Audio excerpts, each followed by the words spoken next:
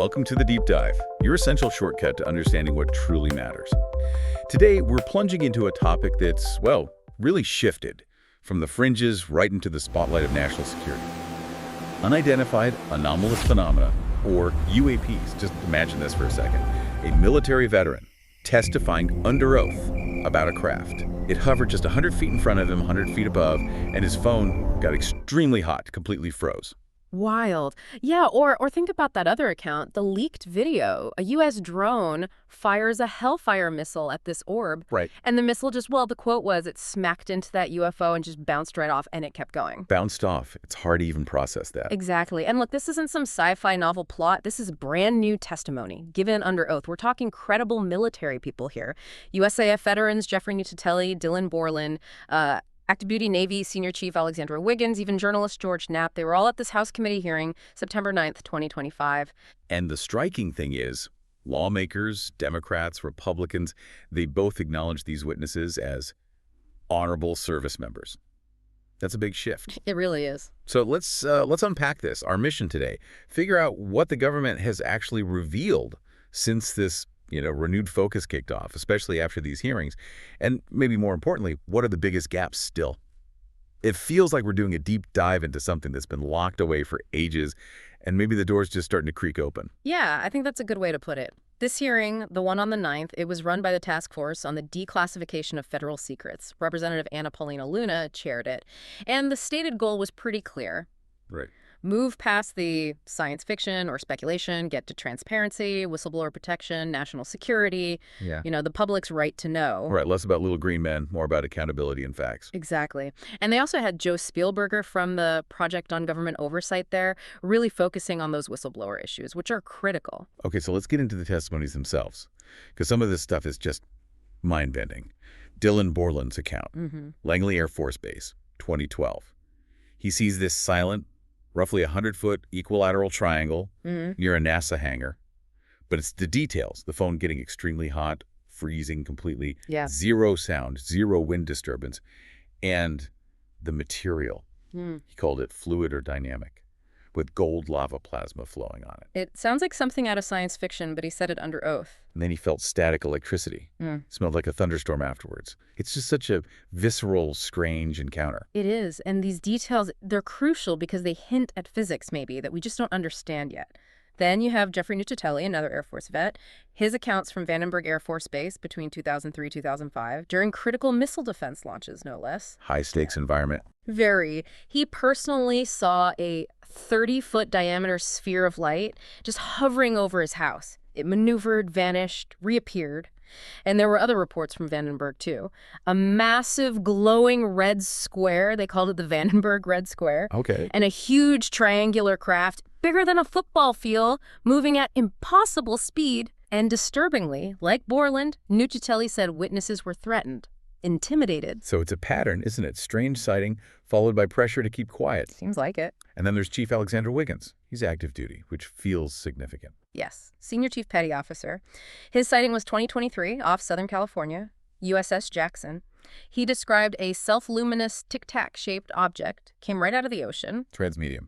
Right. It linked up with 3 others, and then they all just vanished simultaneously. High speed, near instantaneous acceleration. And again, the key part. No sonic boom. No conventional propulsion signatures. And this wasn't just eyeballs. It was multi-sensor. Radar, infrared, the Sapphire imaging system. Multiple systems saw the same thing. That makes it so much harder to just dismiss, doesn't it?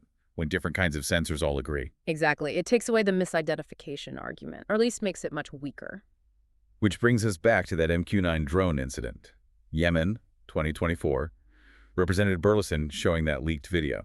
Yeah, that one's particularly alarming. A U.S. drone fires a Hellfire at an orb UAP, and the missile hits it, bounces off, and the UAP just keeps going. Doesn't change course, doesn't lose speed. I mean, that's not just interesting physics. That's a direct challenge to our military tech, right? Absolutely. It basically says our top-tier weapons might be useless against whatever this is. That forces a huge reassessment, national security, physics, everything.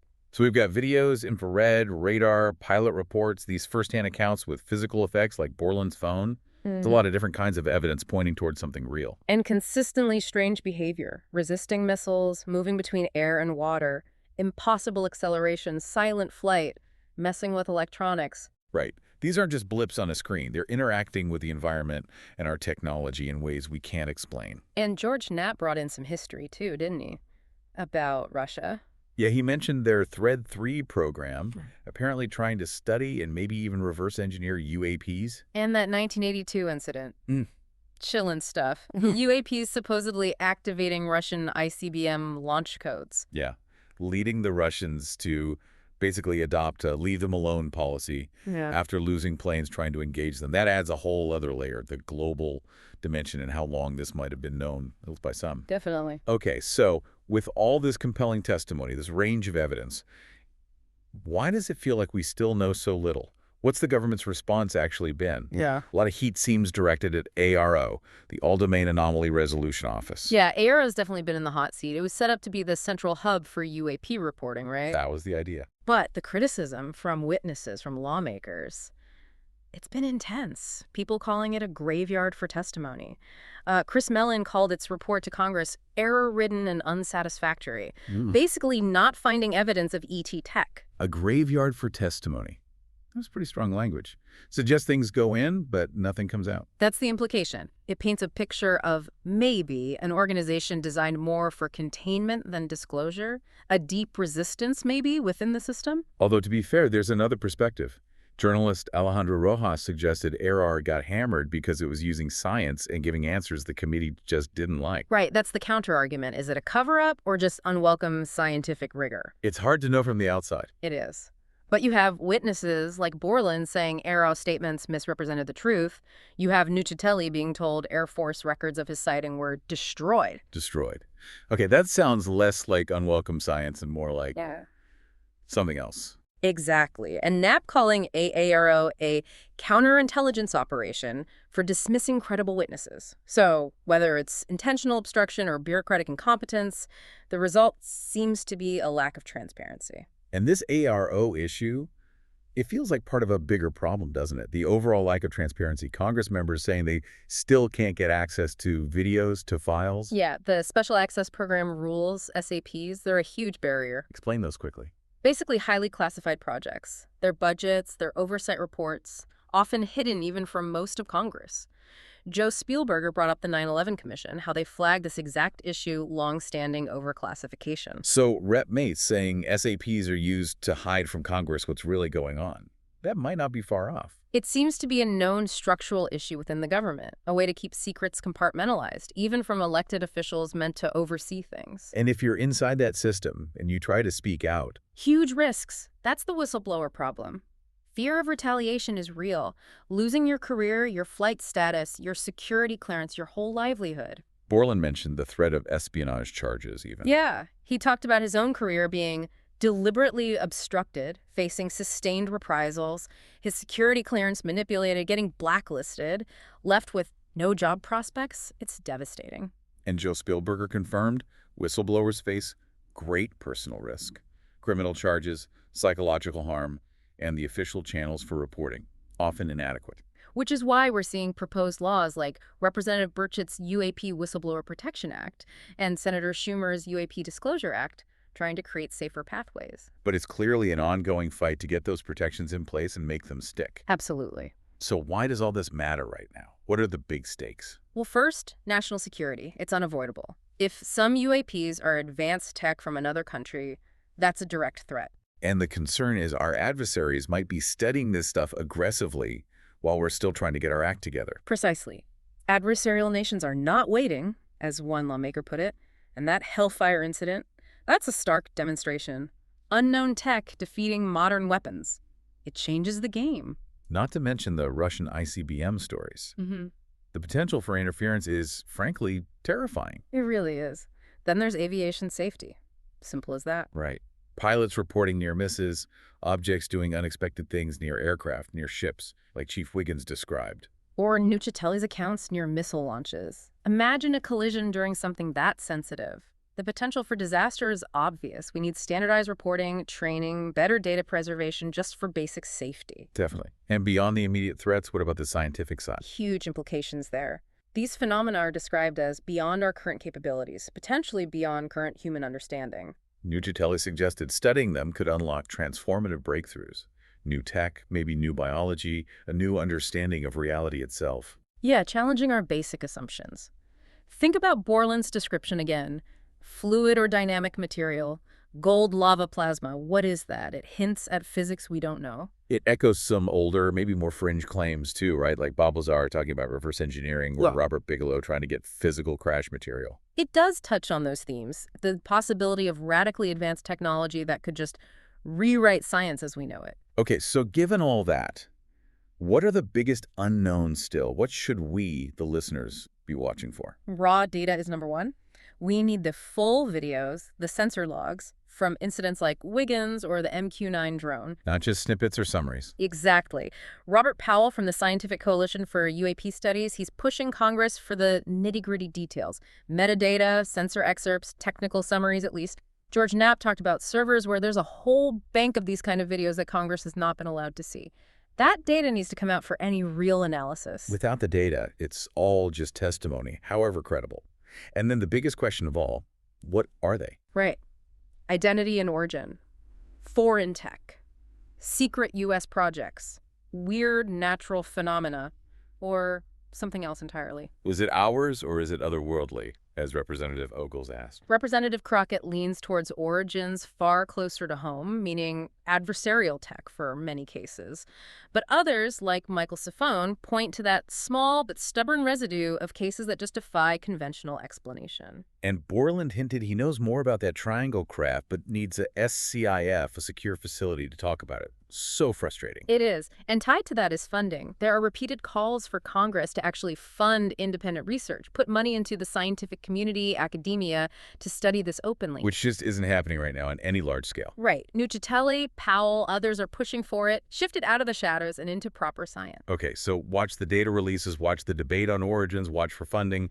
What about laws and regulations? Definitely keep an eye on the progress of those bills, the UAP Disclosure Act of 2025, the UAP Whistleblower Protection Act. Yeah. Will they pass? Will they have teeth? And will Congress keep pushing for disclosure? Subpoenas. More SCIF meetings. Rep. Luna seems committed to getting immunity for whistleblowers. But we know it's tough. Amendments get stripped out, staff can block access. It's an uphill battle against entrenched secrecy. So thinking about this whole picture, how does it connect to maybe broader ideas, like this concept of crypto-terrestrials, hidden intelligence, perhaps coexisting with us?